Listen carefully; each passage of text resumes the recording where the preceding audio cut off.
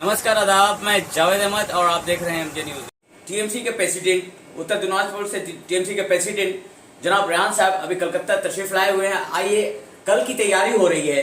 कल जिस तरह मुशर्रफ साहब ने एक डाक दिया है, एक आवाज दी है कि आइए वक्फ अमेंड बिल के खिलाफ खड़े होइए, एक आवाज उठाइए कि हम वक्फ बिल को हम लोग कैसे उसका विरोध करेंगे।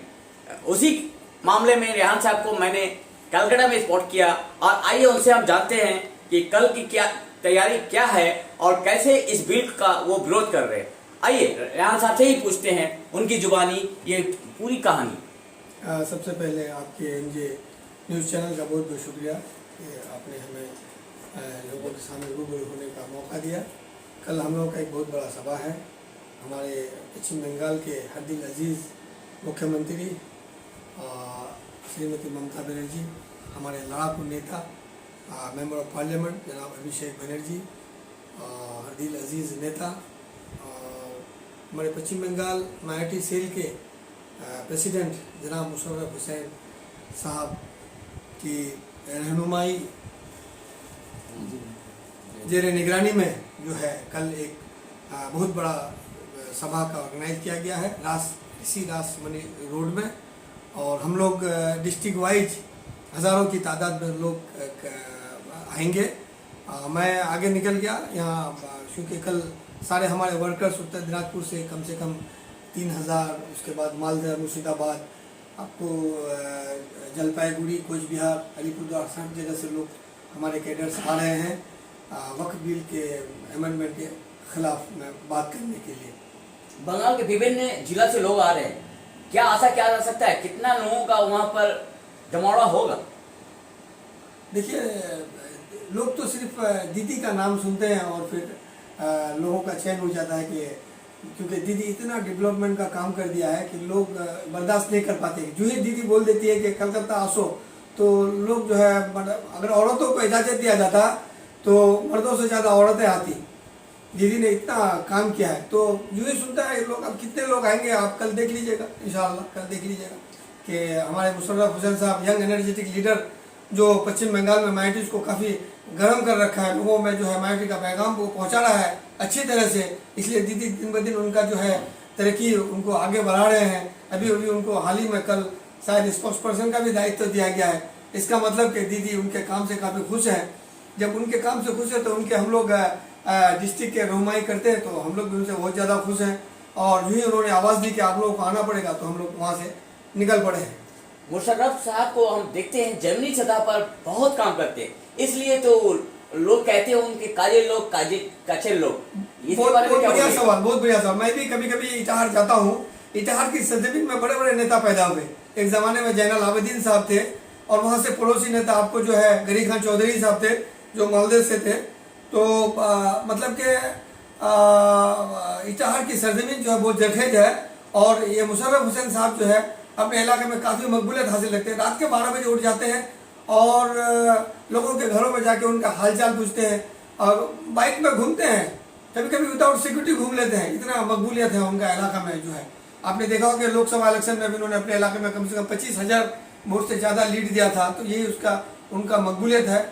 और उत्तर दिनाजपुर में काफ़ी उनका बहुत ज़्यादा पॉपुलरिटी है मुशर्रफ हुसैन साहब का। कल वक्फ के खिलाफ एक सभा होने जा रहा है, आप यहाँ से गांव ग्राम के लोगों को क्या वार्ता देना चाह रहे हैं? न समझोगे तो मिट जाओगे पश्चिम बंगाल के लोग, तुम्हारी दास्तां तक न रहेगी दास्तान। तुम्हारे खिलाफ में पश्चिम बंगाल के मुख्यमंत्री माननीय ममता बनर्जी ने हमारे मुसलमानों के मजारों को, कब्रिस्तानों को, ईदगाहों को, हमारे क्या कहते हैं कि दरसगाहों को बचाने के लिए जो है पूरे हिंदुस्तान में यही एक नृत्य है जो सबसे पहले आवाज उठाया है। तो इसको बचाने के लिए जब ममता बनर्जी आवाज दे सकती है तो आप अपने घर में अगर छुप के रहेंगे तो आप जो है बदनसीब होंगे। आप अपने घरों से निकलिए और दीदी के साथ अपनी आवाज तुम लाइए ताकि दिल्ली का तख्त को जो है हिला के रख दिया जाए। हम मुसलमान लोग जो है आज दीदी के इसलिए आशिक है कि पूरे हिंदुस्तान में अगर कोई सेक्युलर राज्य है उसका नाम है पश्चिम बंगाल, जहां अमन व अमान की लोग जिंदगी गुजारते हैं बहुत ही आराम। हमारे साथ हमारे शशिकांत बर्मन जी हैं स्टेट। आप दिखा सकते हैं शशिकांत बर्मन साहब है, क्या नाम हो आपका? मेरा नाम शशिकांत बर्मन है। शशिकांत बर्मन जी हैं, इस तरह मेरे बहुत सारे लोग हमारे माइटिस में क्रिश्चियन है, ईसाई है, सब धर्म के लोग जो है इसमें अभी जो है मोदी जी जो है एक नया रंग लेके आ रहे हैं अमेंडमेंट। क्या अमेंडमेंट? हम जो चीज वक्फ कर देते हैं अल्लाह की राह में, उस पर जो है किसी का दावा नहीं चलता है। 1400 साल से इस्लाम में आता गया है और आता रहेगा। इसके लोग जो है सड़कों पे उतर आएंगे। आप इसको नहीं बदल सकते हैं। ये नोटबंदी नहीं है कि आप बदल देंगे इसको। ये आपका जो है किसान का ये आंदोलन नहीं है। आपने किसान का आंदोलन करके पूरे पंजाब किसान में कितने लोगों को मरवा दिया। क्या आप चाहते हैं कि पूरे दुनिया में इसके खिलाफ में आपके खिलाफ में आवाज उठाए? ये इस्लाम का कानून है। इस्लाम का कानून कभी नहीं बदलेगा। हमने जमीन खुदा की राह में दे दिया है और ये खुदा की राह में रहेगा। जब हमारा मुख्यमंत्री, क्या हमारा मुख्यमंत्री मुसलमान नहीं है? आज क्यों इतने जोर से मुसलमान? क्योंकि उनके अंदर एक क्वालिटी है कि सारे जहां से अच्छा हिंदुस्तान हमारा, हम बुलबुले हैं उसकी ये गुलसिता हमारा। यही क्वालिटी है ममता बनर्जी हमारे पश्चिम बंगाल के मुख्यमंत्री के अंदर में, जिसको पूरे हिंदुस्तान देखती है। जब ममता बनर्जी जी पार्लियामेंट में बोलती है तो लगता है कि हिंदुस्तान बोल रही है, पूरी दुनिया देखती है। आज अगर हम पंजाब जाते हैं, आज अगर हम महाराष्ट्र जाते हैं, आज अगर हम यूपी जाते हैं, तो अगर हम लोग बोलते हैं कि हम लोग बंगाल से हैं, तो कहते हैं वाह, काश हम लोगों का घर भी बंगाल होता, हम लोग भी दीदी के नेतृत्व में रह पाते। कितनी मकबूलियत है हमारे पश्चिम बंगाल के मुख्यमंत्री कि हम हिंदुस्तान में सबसे पहले इन्होंने जो है ये वक्त की बिल के लिए जो है जोरदार आंदोलन का जो है एक डाल दिया। Thank you. ये थे रेहान साहब, उत्तर दिनाजपुर के माइनॉरिटी सेल के प्रेसिडेंट। आइए अन्य लोगों से भी हम बात करते हैं कि इस वक्त के बारे में वो क्या कह रहे हैं। ম্যাডাম, কালকে এই রাসমণি মোড়ে আমরা দাঁড়িয়ে আছি। এখানে একটা বড় সভা ডাকা হয়ে গেছে আন্ডার দ্য নেতৃত্ব অফ মমতা ব্যানার্জি। আর মমতা ব্যানার্জির সৈনিক সব দেখছি বিভিন্ন ডিস্ট্রিক্ট দিয়ে চলে আসে। এই সভাটা কালকে কত আশা করছি কত লোক আসবে? লোক আমাদের প্রচুর আসবে। সব থেকে ফার্স্ট আমরাই থাকবো। আজ পর্যন্ত যতগুলো সভা হয়েছে এই বিলের বিরুদ্ধে সব থেকে প্রথমে আমরাই থাকবো। অলরেডি উত্তর দিনাজপুর, ইটাহার, মুর্শিদাবাদ, বিভিন্ন স্টেট থেকে, দার্জিলিং থেকে, বিভিন্ন স্টেট থেকে আসা, জেলা থেকে আসা আরম্ভ করে দিয়েছে। এখানে এসে গেছে, পৌঁছে গেছে, আরও আসছে। এবং আমরা সবাইকে বলবো, বিভিন্ন মহিলা, বাচ্চা যারা সবাই বাড়িতে বসে আছে তারা সবাই এখানে রানী রাসমণি রোডে এসে প্রতিবাদ সভায় যোগদান করুন।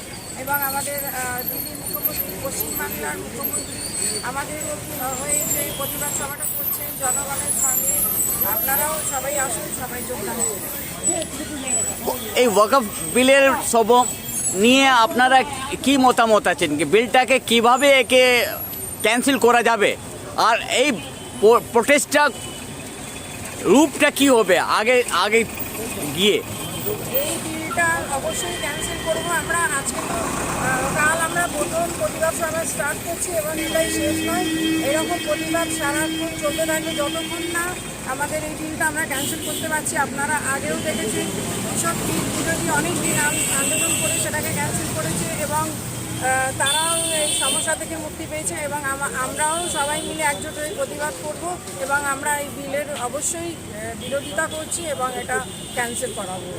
কালকে সবাইকে জয়েন করে মানুষকে কি আহ্বান দিচ্ছেন, কি বলতে চাইছেন, কি বার্তা দিতে চাইছেন? লোকগুলো আসবে এখানে।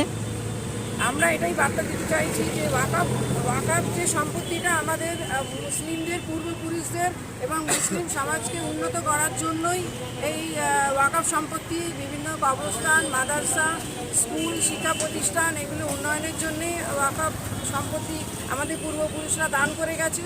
এবং এই দান করা সম্পত্তি কেন্দ্রীয় সরকার, বিজেপি সরকার অসৎ উদ্দেশ্যে হস্তান্তরিত করার জন্য এগুলো সম্পত্তিকে বিক্রি করার চক্রান্ত করছে, যা আমরা কোনোদিন এটা হতে দেবো না। কি নাম হলো ম্যাম? আমার নাম রাজিয়া আলা। আর কোথায় থাকেন আপনি? আমি পাকসাগর সিআইটি রোডে থাকি এবং ওয়েস্ট বেঙ্গল আমি স্টেট কমিটিতে আছি। Thank you.